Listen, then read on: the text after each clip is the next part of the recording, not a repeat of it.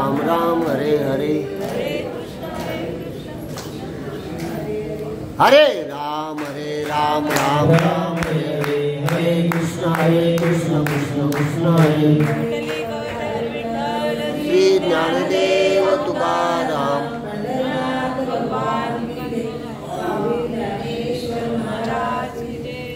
पुढे जाऊ महाराज की जय, शांती प्रभू एकनाथ महाराज की जय, मुक्ताई महादेव की जय, सच्चिदानंद श्रीपाद बाबा महाराज की जय, सच्चिदानंद रामदास बाबा महाराज की जय, सच्चिदानंद नारायण बाबा महाराज की जय, सच्चिदानंद रोहिदास बाबा महाराज की जय, सच्चिदानंद नाना बाबा महाराज की जय.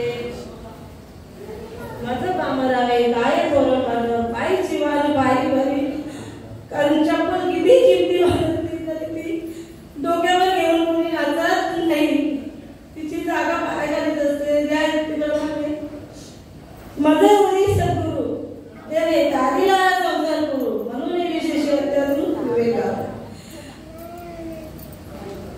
कुठे भगवंत दाखवला हृदयात दाखवला.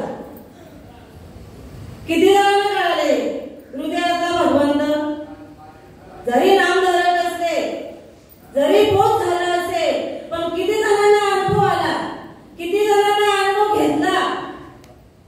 कारण ज्या वेळेला ही अवस्था होते त्या वेळेला मनाने अनुग्रह दिला बरं का अशा अवस्था झाली 8 दिवसाचा अंत झाला महाराजांनी आमच्या घातल्या आणि मग मला बरोबर घालायची होती. पण ज्या वेळेला मुलीला बाबा निघालेला होता त्यामुळे आपण बाहेर काढायचं नाही आपल्यामध्ये नाही का. पण आता आपण ते नाही ठेवलं. कधीही आपण काढतो मुलांना बाहेर का आपल्या अशी समज झालेली आहे बरं का. अशी रामाने सोडवून करून ठेवलेली आहे माझ्या श्रीपाद बाबांनी रामदास बाबांनी नारायण बाबांनी रोहिदास बाबांनी सगळ्यांनी अशी सोडवणूक करून ठेवलेली आहे. त्यामुळे मला 8 दिवस माझे गेले बरं का. आणि ज्या वेळेला अनुग्रह घ्यायचा होता त्यावेळेला घरी आली दिव्याला दादाला सांगितलं मला अनुग्रह घ्यायचंय चल करून. दादा मग सत्यदादाला सत्यदादाने विचारलं दादाला विचार असं करून करून कारण जोपर्यंत त्या स्थितीला जात नाही माणूस तोपर्यंत अनुग्रह नाही होणार तुम्हाला. कारण गेला आणि अनुग्रह घेतला नाही किंवा काही वेळेला तर असे महाराज असे करतात विचारायला जातं तुमचं कसं काय सांगा आम्हाला डायरेक्ट मान टाकतात. कळेल का तुम्हाला वस्तू एखाद्या मुलीला डायरेक्ट जर उभी केली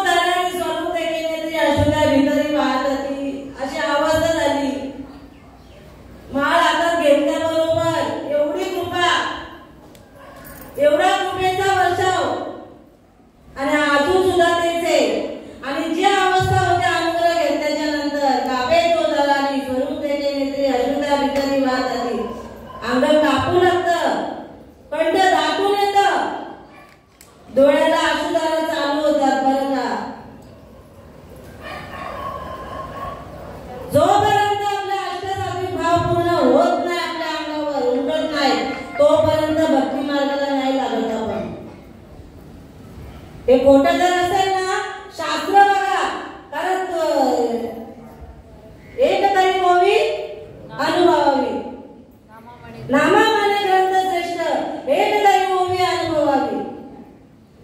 त्या ओवीचा अनुभव समजला का आपल्याला?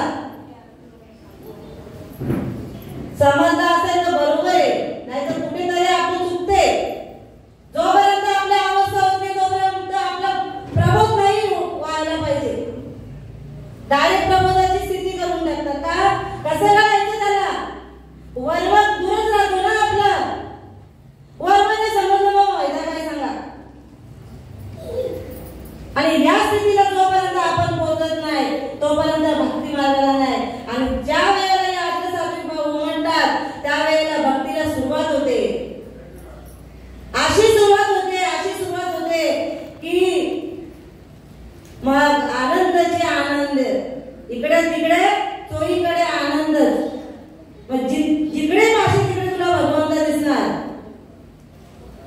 माझ्या गुरूंची अवस्था व्हायची बरं का. आणि अशी अवस्था होते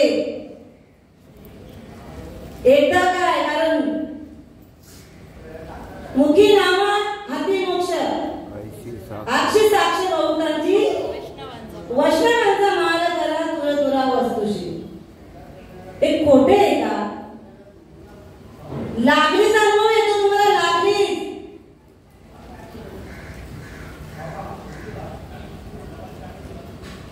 एखाद्याला नसेल अनुभव आला पण विचारा, बाबा मला हे असं होत नाही, तुम्हाला होते मला नाही होत.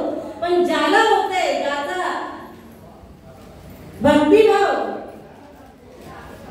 भक्तिभाव होतो, आनंद भाव होतो, याला काय म्हणतात माहितीये का? यांची अवस्था अशी काय होते, याला रडायला काय येतं? अरे तिथून सुरुवात आहे. माझ्या गुरूंची अवस्था झाली. मला जेव्हा अनुभव दिला त्या गुरूंनी मला, माझ्या श्रीपादांची अवस्था व्हायची, त्यांना अनुभव आला म्हणून तुम्हाला अनुभव येतोय. फुकट नाहीये, नाम फुकटच फुकट. नाम घेता नाही पीठ, फुकट नाहीये बरं का.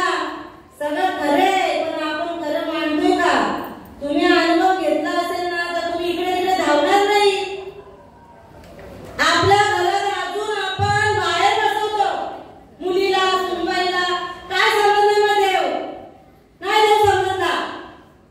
कारण तुझ्यामध्ये देव आहे, तो माझ्यामध्ये आहे. मग तू का करते तिच्या हातचं? म्हणजे इथे भेट झाला की नाही? आणि भेटच काढलं बाबांनी. भेटच काढला. हा भेट जोपर्यंत जात नाही तोपर्यंत परमार्थ नाहीये. माझ्या नानाने परमार्थ करावा, नानाने परमार्थच केला बरं का. परमार्थ केला नानाने. कारण आम्ही जसं आम्हाला अनुग्रह घेतल्यापासून पासून नाना परमार्थच करत होते.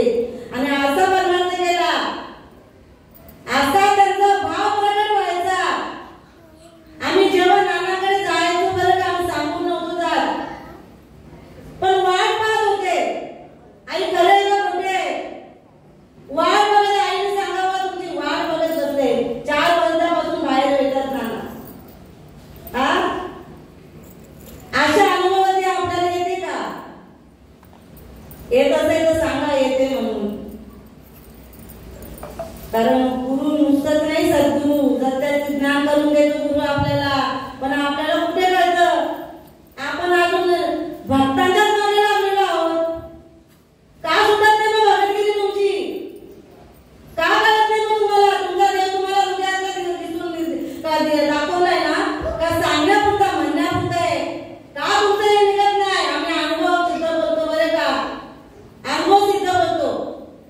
आमच्या आयुष्यामध्ये आलेल्या ज्या गोष्टी आहेत त्या म्हणून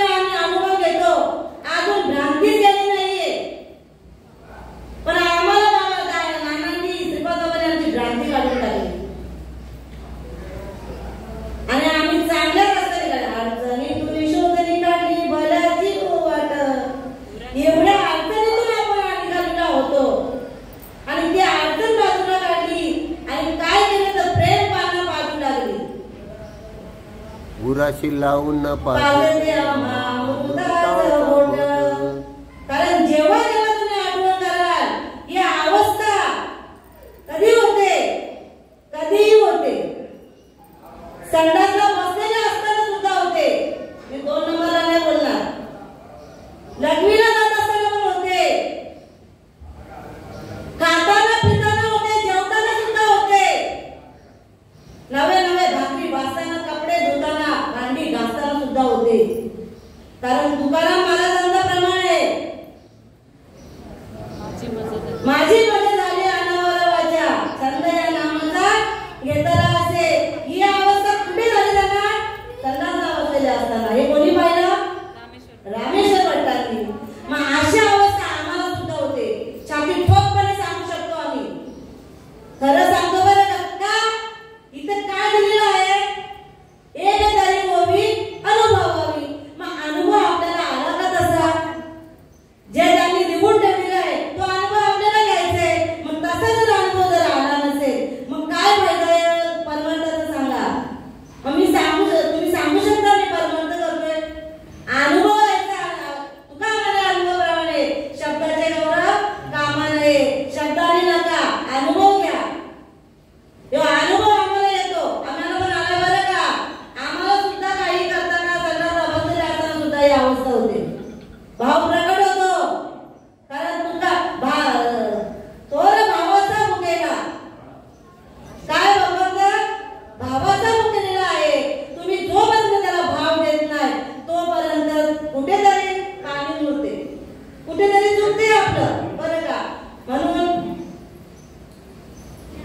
घेतलेली बोली माझं हृदय सद्गुरुजने दारीला संसार गुरु म्हणून विशेष अत्तर वेगावरी.